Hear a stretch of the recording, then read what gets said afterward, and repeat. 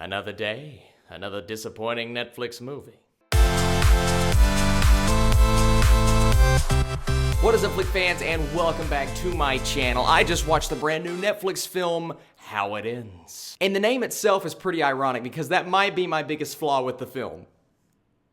So this film is directed by David Rosenthal and stars some pretty famous people such as Forest Whitaker and Theo James. You guys might know him from the Divergent movies. And then we have Kat Graham, who is a fantastic actress. She is in the Vampire Diaries. So we've got some pretty good talent in front of the camera. And a very interesting premise when a desperate father tries to return home to his pregnant wife after a mysterious apocalyptic event turns everything into chaos. And that is exactly what happens. If you guys don't know how my reviews work, I like to talk about the good, the bad, and then give you my score. If you missed my review for the brand new The Rock film Skyscraper, check that out. And this weekend I have another special video. Right now I just want to get into this film, so let's talk about the good.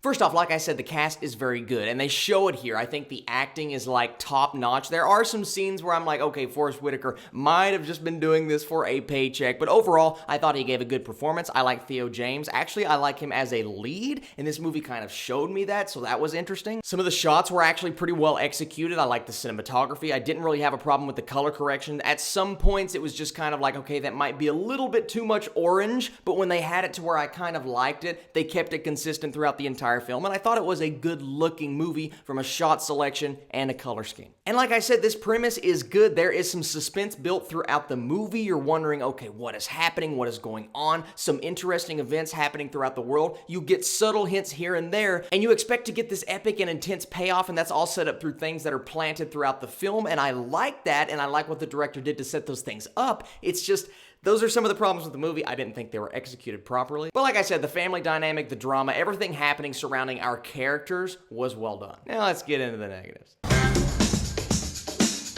Oh, guys, I was looking forward to this movie, and there were some things that were super well done, but then you get into the actual premise and the concept of how this movie flows from point A to point B, from the beginning to the end, and it's just like everything in the middle felt like filler for me. It felt like we were on our way to something really exciting. Oh, you're going to encounter these people here and these people there, and it just turned out to be a road trip movie where they kept encountering. I mean, these people have the worst luck because it's just like every so many hundred miles, they would encounter these psychopaths, and I get it, it's the apocalypse and the world's ending, but not that, man. Your journey is not going to be that unlucky. And okay, let's just look past the stupidity of that and say these were the moments that you're supposed to get the drama and the tension, and some of those did a good job of building the tension, but I felt the tension build more of when they were driving and having conversations and you would hear things on the radio, but when they would do these encounters, it just felt like segments leading to something greater, but we never got something greater. And sure, it was kind of interesting, but you would get these throwaway characters, people who would come along on the journey and then disappear, and then somebody else comes and they're gone. Why couldn't we just focus on Forest Whitaker's character and his relationship with our lead, Theo James? And my biggest problem with this movie, other than the ending, was just how everything was explained, or how everything was not explained, because we literally got no explanation for any of the major events that happened. I don't want to spoil anything in particular, and I was just like, I don't want you to spoon feed me, but can we get just a little bit of explanation on why these events are happening? The trailer is showing us this, and the movie is telling us that this is the apocalypse, this is the end, but we never get an explanation, and sorry to ruin this aspect of the movie for you, but we never get told why is all of this stuff happening. And usually I like when stuff is happening in the background, but we're focusing on the journey between the two characters, but in this case, it just felt like it didn't belong. It felt like the movie was building up to its greater purpose, but it never hit that because it never gave us the ending, or at least the resolution to a few storylines that we deserve. There are so many storylines that just go off and oop, they're gone, and oop, it's gone, and then the ending comes and it's like, what? You're telling me after all of this relationship building, and sure, we get a resolution to the Forest Whitaker Theo James storyline, but the main premise of the film, it's just like, oh, you're gonna end it. Cut it off right there, no more, you don't get anything else because you sat through this entire movie for nothing. I just conflicted, guys, because there were good aspects of this film. It's just the entire journey itself, the plot, and even some of the very expositional heavy dialogue. It all just kind of rubbed me the wrong way, and I guess I'm still salty about the ending, but that ending was just, it didn't even feel like an ending. It felt like a season premiere, and I'm like, I kind of want more because of the good character building,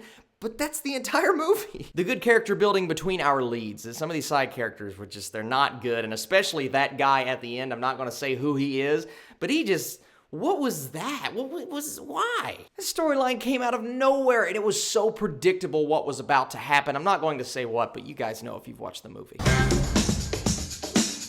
Overall, I just felt like this movie couldn't really figure out what it was trying to be. It had a very interesting premise with some great acting, and I like the relationship between our two leads, but when it comes down to it, the entire story, the plot, and the script itself, it didn't really measure up to the premise, and that is why I am going to have to give How It Ends a 48%. I know that seems a little harsh, but this movie just had so much potential, and it did not capitalize on it, and it had one of the most disappointing endings I have seen all year. But this is just my opinion. I know there are going to be some people that enjoyed the movie for what it was, or actually like the ending, so let me know in the comments down below, did you like the movie, did you not like it? Leave this video a thumbs up if you like a review like this, and let me know if you want me to do next week's brand new Netflix movie. I am trying to do one a week, and be sure to leave a comment because in my next video, I'm going to do a brand new comment spotlight. Be sure to check out MovieBabbleReviews.com for some awesome articles and more great movie related things. You guys are the absolute best, and I will catch you later.